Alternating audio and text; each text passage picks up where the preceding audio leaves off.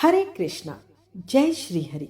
स्वागत है जीवन अमृत के इस दिव्य आध्यात्मिक यात्रा में। यहाँ हम आपके लिए लेकर आते हैं व्रत कथाएं, पुराणों का ज्ञान, भक्ति के अमृत से भरे प्रसंग और हमारे सनातन धर्म की अनमोल विरासत।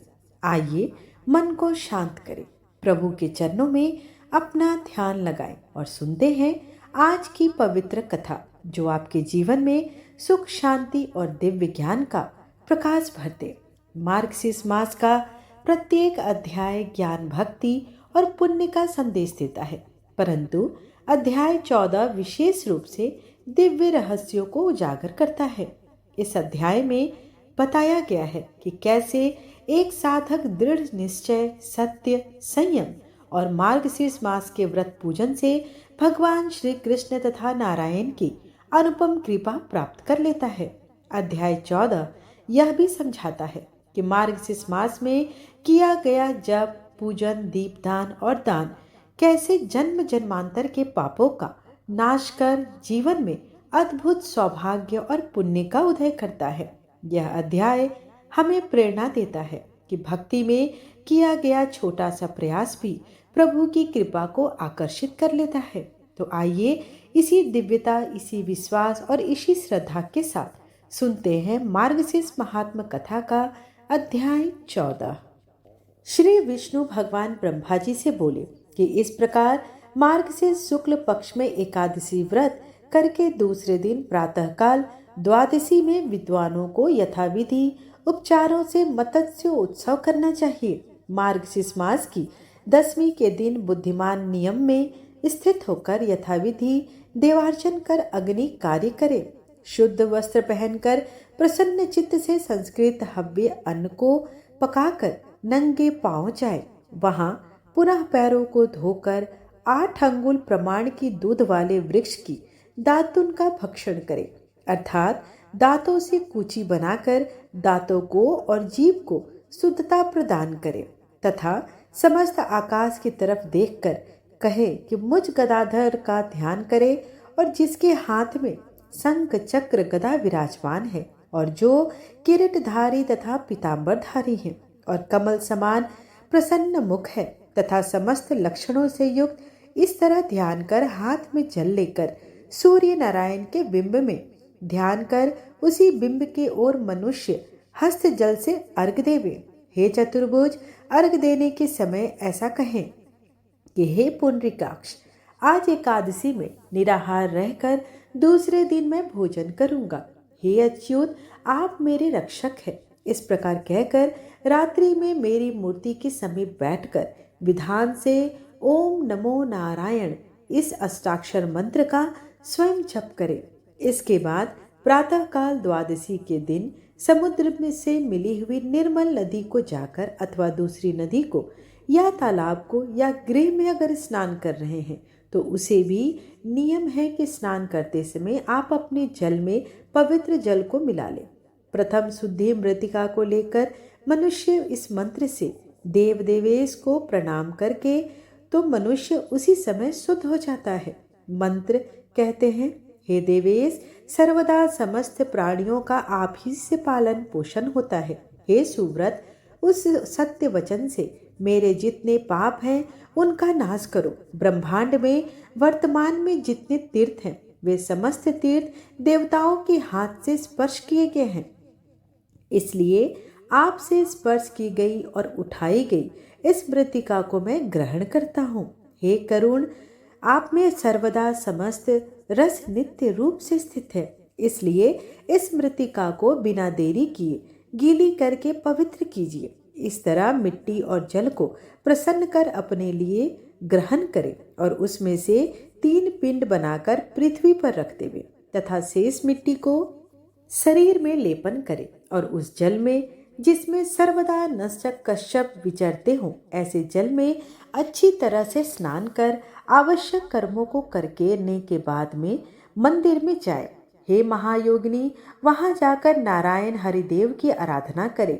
ओम केशवाय नमः इस मंत्र से चरणों का, ओम दामोदराय नमः, ओम नृसिंहाय नमः मंत्र से दोनों जांघों का और ओम श्री वत्सधारियो नमः इस मंत्र से हृदय का, ओम कौस्तुभ नाभाय नमः इस मंत्र से कंठ का, ओम श्रीपतये नमः इस मंत्र से वक्षस्थल का, ओम श्री त्रैलोक्य विजयाय नमः इस मंत्र से बाहु का, ओम सर्वात्मने नमः इस मंत्र से सिर का, ओम रथांग धारिणे नमः इस मंत्र से मुख का, ओम कराय नमः इस मंत्र से शंख का, ओम गंभीराय नमः इस मंत्र से गदा का, ओम शांत मूर्तये नमः इस मंत्र से कमल का पूजन करें।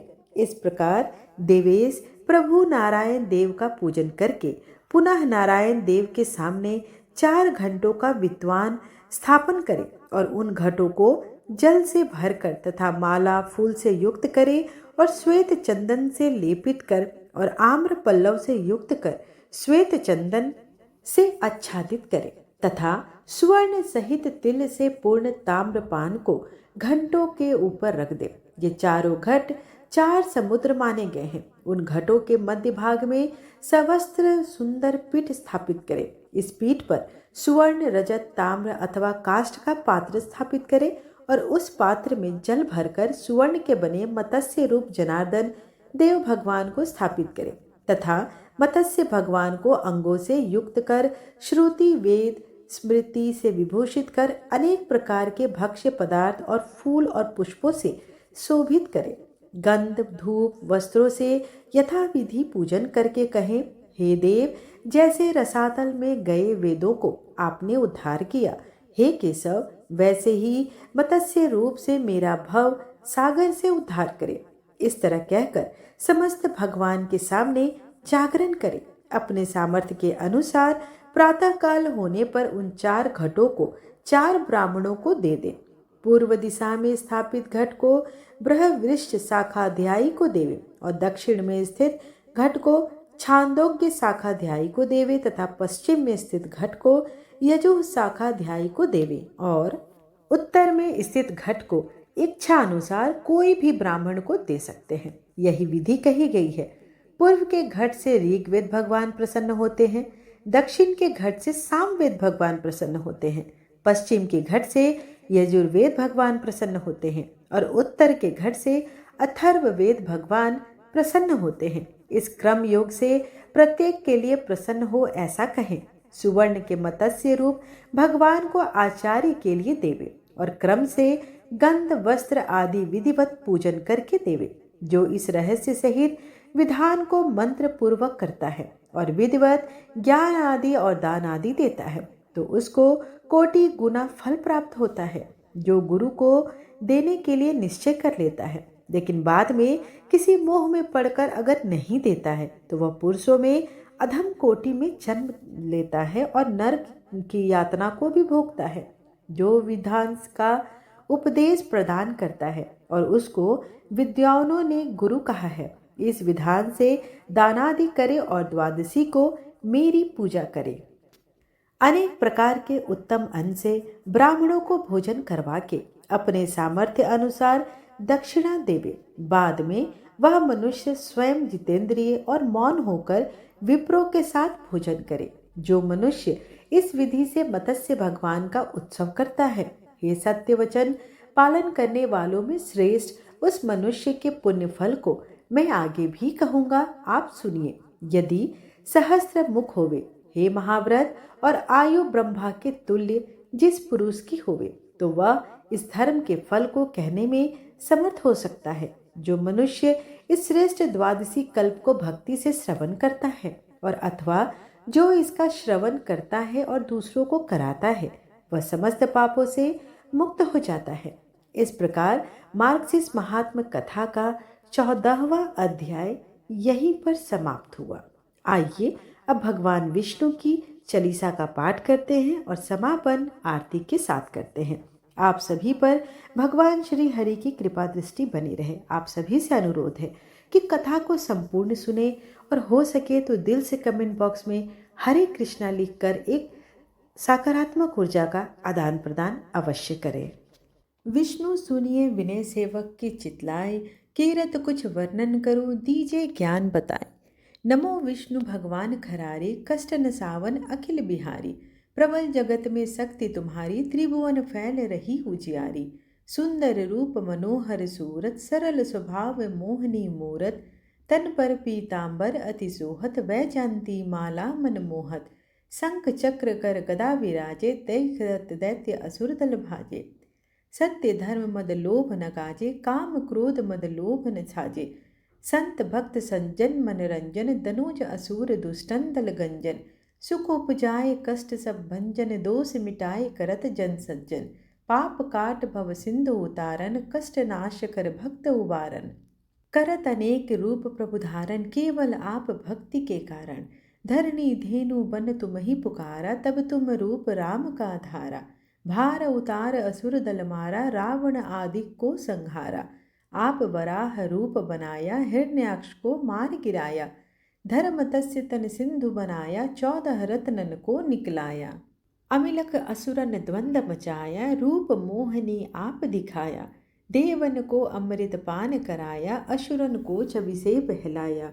कुर्म रूप धर सिंधु मझाया, मंदराचल गिरि तुरत उठाया। शंकर का तुम फंद छुड़ाया, भस्मासुर को रूप दिखाया।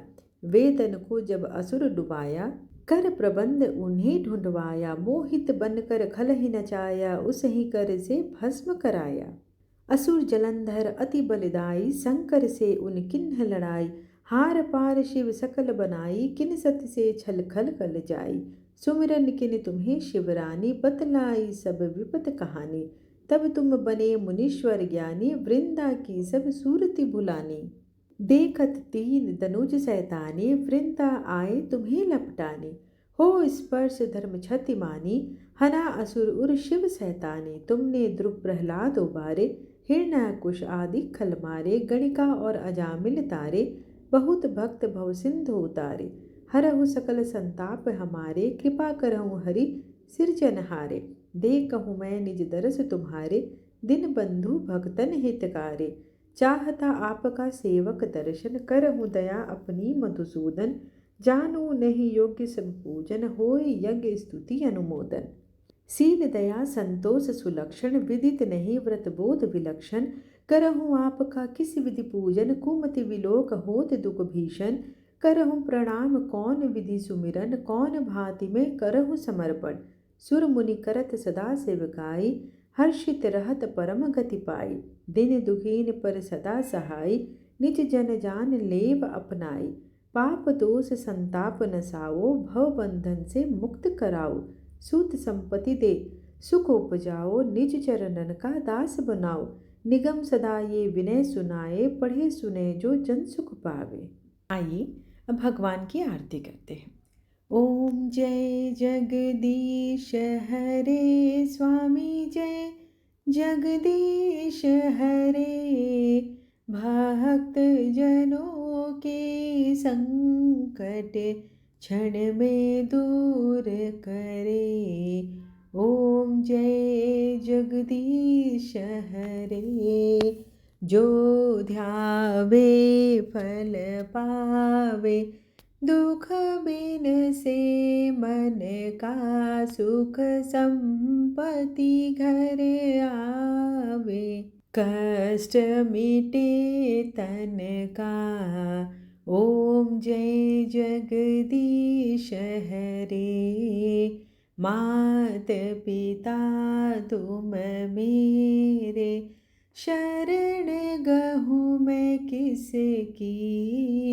तुम बिन और न दूजा, आस करूँ मैं जिसकी। ओम जय जगदीश हरे। तुम पूर्ण परमात्मा, तुम अंतर्यामी। पार ब्रह्म परमेश्वर, तुम सबके स्वामी। ओम जय जगदीश हरे। तुम करुणा के सागर, तुम पालन करता मैं मूरख खल कामी, कृपा करो भरता। ओम जय जगदीश हरे। तुम हो एक अगोचर, सबके प्राणपति। किस विधि मिलूं दयामय, तुमको मैं कुमति। ओम जय जगदीश हरे। दिन बंधु दुख हरता, तुम ठाकुर मेरे। अपने हाथ उठाओ, द्वार पड़ा मैं तेरे। ओम जय जगदीश हरे। विषय विकार मिटाओ, पाप हरो देवा। श्रद्धा भक्ति बढ़ाओ, संतन की सेवा। ओम जय जगदीश हरे। तन मन धन और संपत्ति, सब कुछ है तेरा। तेरा तुझको अर्पण, क्या लागे मेरा। ओम जय जगदीश हरे। श्री जगदीश जी की आरती जो कोई नर गावे। कहत शिवानंद स्वामी, मन वांछित फल पावे। ओम जय जगदीश हरे। त्वमेव माता च पिता त्वमेव, त्वमेव बन्धु च सखा त्वमेव। त्वमेव विद्या द्रविणं त्वमेव, त्वमेव सर्वं मम देव देव। आरतीं समर्पयामि विष्णुदेवताय नमः।